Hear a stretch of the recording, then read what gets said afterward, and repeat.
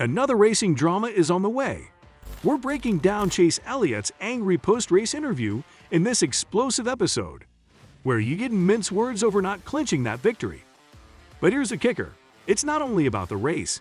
He's also blaming his own team, and even Rockefeller. So what went wrong? Who's to blame?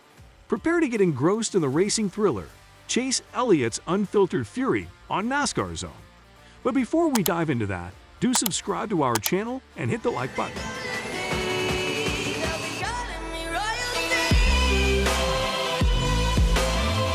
So, looking at the bunch of drivers vying for those playoff spots in 2023, we've got Chase Elliott in the mix. Now, here's the thing. We bet even he didn't see himself in this spot by the end of the regular season.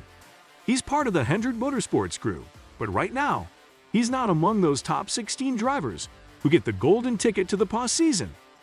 Well, unless he pulls off something spectacular in the next couple of weeks, that is. Now, let's talk about the Verizon 200 at the Brickyard. This was a bit of a nail-biter for Chase Elliott. He absolutely had to win to keep his playoff dreams alive. So he's out there at the Indianapolis Motor Speedway, giving it his all in that number 9 Chevrolet Camaro ZL1. And you know what happened? He put up quite the show and ended up in second place. Not too shabby, right? But the victory went to Michael McDowell from Front Row Motorsports, who bagged his second career win. Elliott was seriously burning up out there because he just couldn't catch a break with Michael McDowell.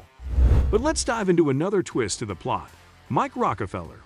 Was he mixed up in this whole mess? Elliott had a chat with Rockefeller after the race, and you won't believe what it was about. It's got something to do with the dude who stepped in for Noah Gragson. Maybe there's a legit reason behind it all. He's driving that snazzy number 9 car, and he's trying to make some serious moves forward. But guess what? Rockefeller and Ricky Stenhouse Jr. were duking it out for a spot like it was a boxing match or something. And that tussle between the 42 and 47 cars, it was seriously holding Elliott back. We mean, he's only 2.1 seconds behind McDowell. So every little bit counts, right? And when the race finally ended, guess who was caught having a powwow? Yep, Elliott and Rockefeller were deep in conversation. And it was a scene, let me tell you.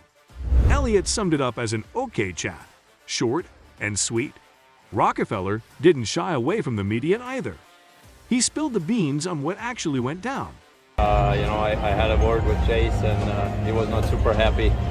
I hope, we watched the race. I mean, I just did what I was asked or told to. I tried really not to hold anybody up.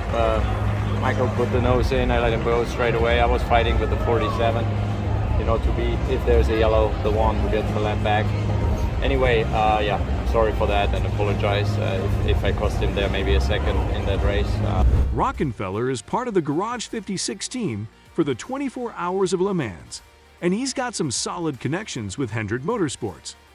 This German driver stepped up when Noah Gragson was out from Legacy MC, and believe me, he wasn't trying to stir up a hornet's nest for Elliott.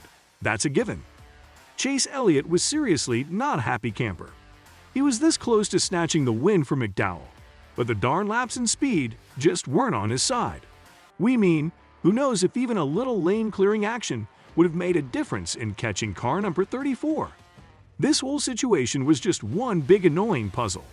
Now, speaking of tracks, what's your take on the Verizon 200 at the Brickyard? We're all ears. Drop your thoughts in the comments, and be sure to hit the bell button and subscribe to our channel to get the latest updates. But what about Hendrick Motorsports? How the team is at fault? We could practically feel the steam coming out of his ears. He was seriously miffed, no hiding it, no holding back. He went full throttle with his frustration, pointing out every tiny thing that went south and robbed him of that win. And here's the kicker. Chase Elliott's not buying the whole luck was against us line. Nope, he's got this fire in his belly, this unshakable belief that if his team had just been on point, they could have grabbed that victory. The dude knows what's riding on those playoffs, no doubt about it.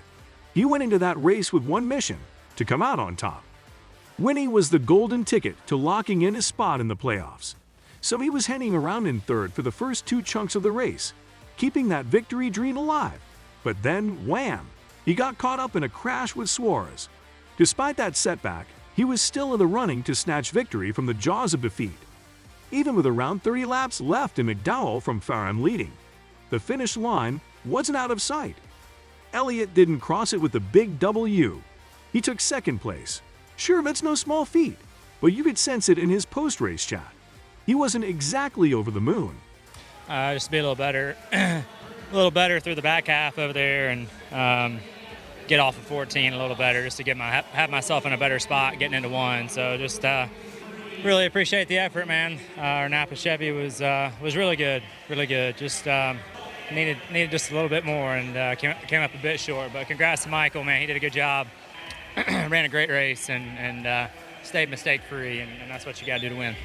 When the reporter hit Elliott with the question about how tight the gap was between him and McDowell, and how they were practically breathing down each other's necks, Elliott didn't beat around the bush. Ask, what's that like, chasing him down like that, knowing one mistake and you can have it? Yeah, I lost too much ground under that pit cycle, and was trying to pace myself for the long haul. It kind of had that green flag feel, so and I thought I did that. Just needed to do a better job getting through traffic there. How about Chase, the driver, 77 laps under green? Haven't seen that here. What was that like? It was great. Feel good. Ready to go for 77 more. All right. Even though he had every reason to call out the pit stop fiasco, Chase Elliott wasn't about to bite his tongue. When he got grilled about the complete chaos that went down earlier at Michigan, he didn't waste a second before stepping up to defend his team in that pre-race press conference. What's the mentality or the mindset around the 19 in terms of attitude, the confidence? Is it, just what is that going in these next 3 races? We're all good. We're continuing to keep our heads down and work, and that's the only way we know how. So, for us, we're just continuing to go through our process every week and make sure we show up to the racetrack prepared. And when we get here, work through whatever challenge is ahead of us, and as we go through these progressions, make sure that we're extracting all the information that we need to get, myself included, to, if we don't have a good weekend, to improve from it and learn from it. So we're just working. Yeah, no, we're working hard like always. We'll continue to do that through the next 3 weeks and beyond. Now, shifting gears a bit, there were quite a few drivers tearing it up in Indianapolis. McDowell might just have another ace up his sleeve, who knows? But then again, Tyler Reddick could crank up his speed and crack the code to get back in the winner's circle. Let's cut to the chase. Chase Elliott's playoff ticket won't punch itself without a victory in his corner. After that heartbreaker, he's got 2 more shots in the tank before the postseason begins. The big question now is, how's he going to bounce back from this hit? Even though they might be on the slim side, Elliott's shot at the playoffs is still alive and kicking. Why? Because his next showdown is set for Watkins Glen, a track where he's often got some serious strength. That's all for today. Hope you enjoyed it. And don't forget to subscribe to our channel to see more of our videos on NASCAR updates. Look forward to seeing you in the next video.